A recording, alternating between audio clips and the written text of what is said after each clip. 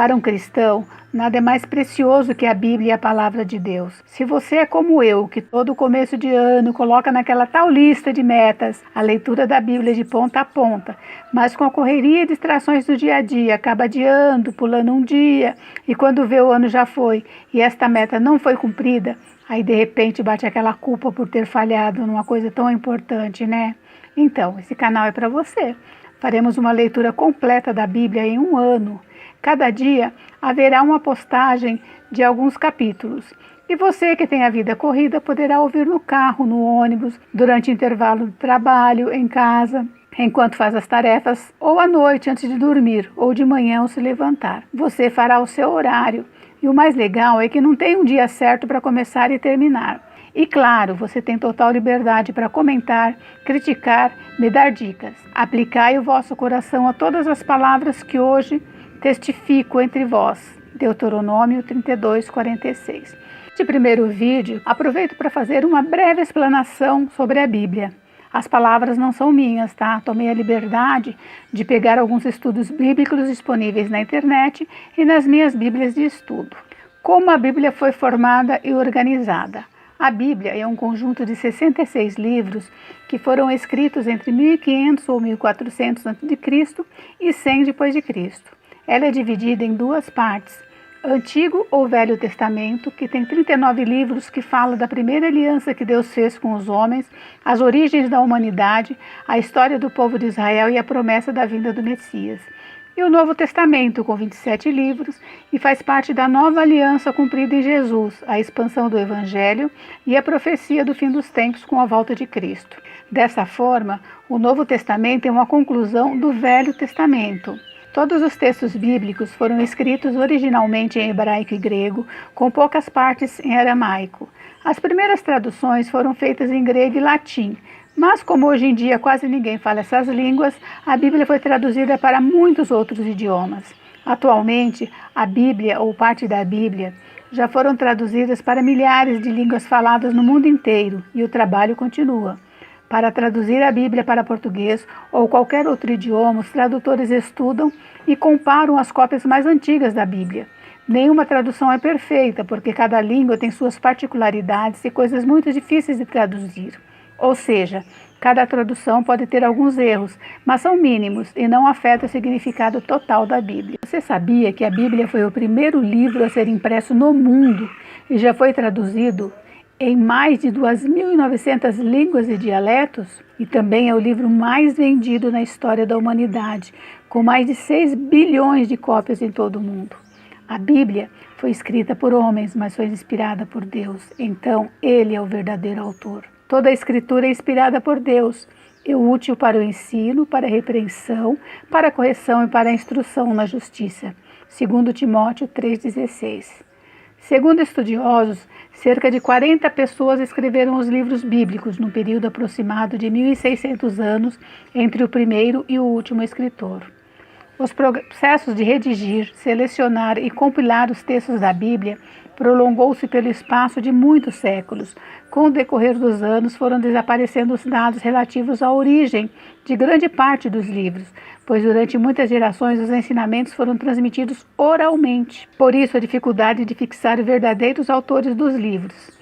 A Bíblia não foi escrita integralmente em ordem cronológica. Os livros foram organizados priorizando uma ordem narrativa. Eles foram agrupados de acordo com seu gênero literário, livros históricos, evangelhos, cartas, e não eram divididos em capítulos e versículos. A divisão da Bíblia em capítulos foi feita pelo clérigo inglês Stephen Langton no século XIII, em 1227. Foi feita a partir da Vulgata, versão latina da Bíblia, e posteriormente Langton capitulou as versões da Bíblia em hebraico e grego. Já a inclusão de versículos se deu séculos depois. Santi Paganini foi o primeiro a tentar organizar a Bíblia em versículos numerados em 1527, mas o impressor Roberto Estienne, em 1551, que criou a versão utilizada até os dias de hoje da versão grega do Novo Testamento, em 1555 fez a divisão completa da versão latina. A primeira Bíblia impressa a ter capítulos e versículos foi Bíblia de Genebra, publicada em 1560 na Suíça. Nesta Bíblia foi utilizada a divisão de capítulos de Stephen Langton e a organização dos versículos numerados de Roberto Estienne. Até os dias atuais, esse tipo de organização da Bíblia facilita o nosso estudo e a nossa leitura. Os livros do Antigo Testamento, tal como os do Novo Testamento, são classificados por suas características e assuntos. Vamos a elas. Antigo Testamento. Pentateuco significa livro de 5 volumes. É composto pelos 5 primeiros livros da Bíblia, que contam sobre as origens do mundo, da humanidade, e também foram destinados a instruir o povo de Israel nas condutas éticas, pessoais, sociais e religiosas. O Pentateuco mostra-se como depósito da vontade de Deus, manifestada na forma de ensinamentos e leis, no sentido de formar um povo santo. Esses livros fazem parte da Torá, o livro da lei para os judeus. Todos estão dispostos em ordem cronológica. São Gênesis, Êxodo, Levítico, Números e Deuteronômio. Livros históricos. É formado por 12 livros que registram a história do povo de Israel, desde a conquista da terra prometida, Canaã, até o seu retorno do exílio na Babilônia. Eles também estão em ordem cronológica: Josué, Juízes, Ruth, 1 Samuel, 2 Samuel, 1 Reis, 2 Reis, 1 Crônicas, 2 Crônicas, Esdras, Neemias e Esther. Livros poéticos. 5 livros fazem parte desse grupo. São livros de ensino, sabedorias e reflexão sobre a vida, com poemas e canções. Estes estão organizados por ordem de relevância. São eles: Jó, o mais antigo da Bíblia, que até hoje não se sabe a autoria; Salmos, um livro com vários autores. O livro de Salmos é uma compilação de poemas que tem Salomão, Davi, Moisés, Emã, Etã, a família de Asaf e os coraitas entre os seus autores. Temos também Provérbios, Eclesiastes e Cânticos. Livro de profecias. São 17 livros de profecias que Deus revelou a alguns dos profetas de Israel sobre o futuro de seu povo. Algumas partes desse livro também contam a história do contexto das profecias, ou seja, repetem parte dos livros históricos. Estão divididos em profetas maiores e menores e organizados por ordem de relevância. 5 livros fazem parte dos profetas maiores: Isaías, Jeremias, Lamentações, Ezequiel, Daniel.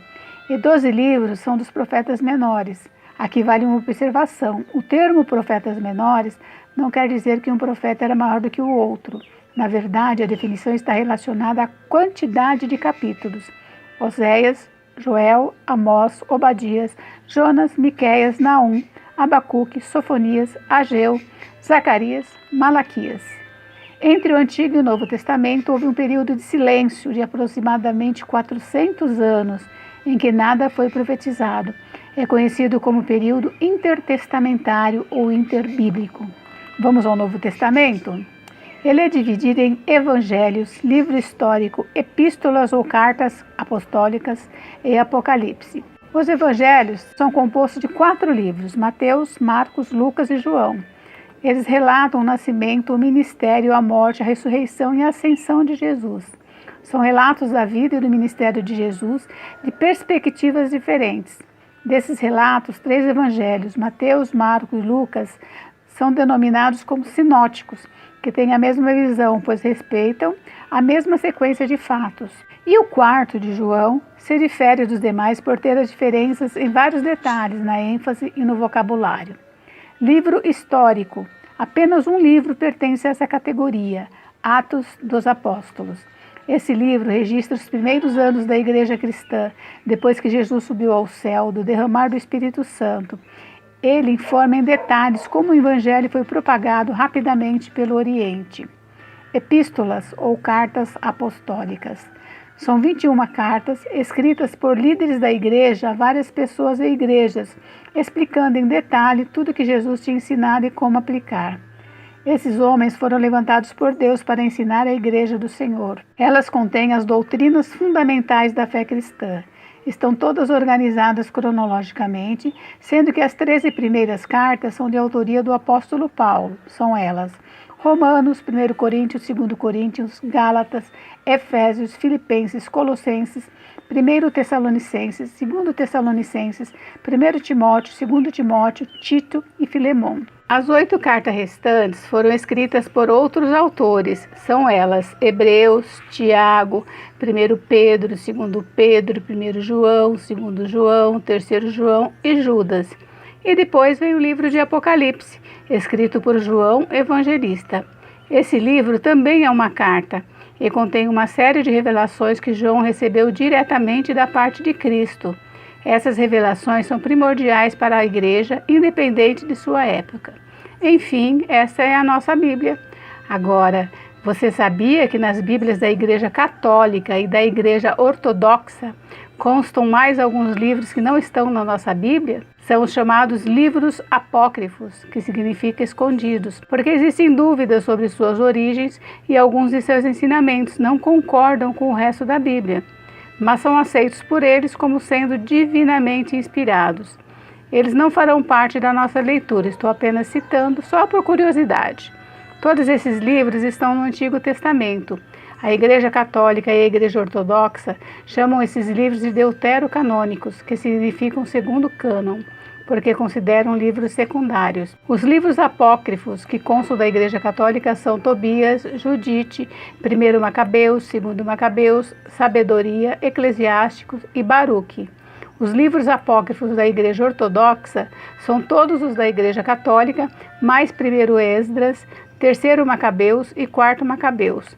Nas Bíblias católica e na ortodoxa, também tem algumas partes acrescentadas aos livros de Daniel e Esther do Antigo Testamento. Bom, está dada a largada para os nossos encontros de leitura bíblica. Espero que você tenha gostado dessa apresentação e que goste muito mais das nossas leituras que virão por aí. Se está gostando, dá um clique em gostei, mas independente de você estar gostando ou não, conto com o seu comentário. Assim posso melhorar. Inscreva-se no canal, me siga, compartilhe. Isso é muito importante para mim e para as pessoas que, como você, querem ler a Bíblia. Senhor, nosso Deus e Pai, nesse ano que se inicia, pedimos que esteja junto conosco em cada passo que dermos, tanto na vida pessoal quanto na espiritual. Que a cada leitura da palavra fale conosco, dando sabedoria, entendimento, para que possamos estar mais perto de Ti, obedecendo, Te servindo ao próximo, e que nada impeça de nosso nome estar escrito no livro da vida. Cremos que, em nome do Senhor Jesus Cristo, cumpriremos nossa meta de estarmos juntos na leitura da palavra até o fim desse ano, do próximo e todos os outros que virão. Amém.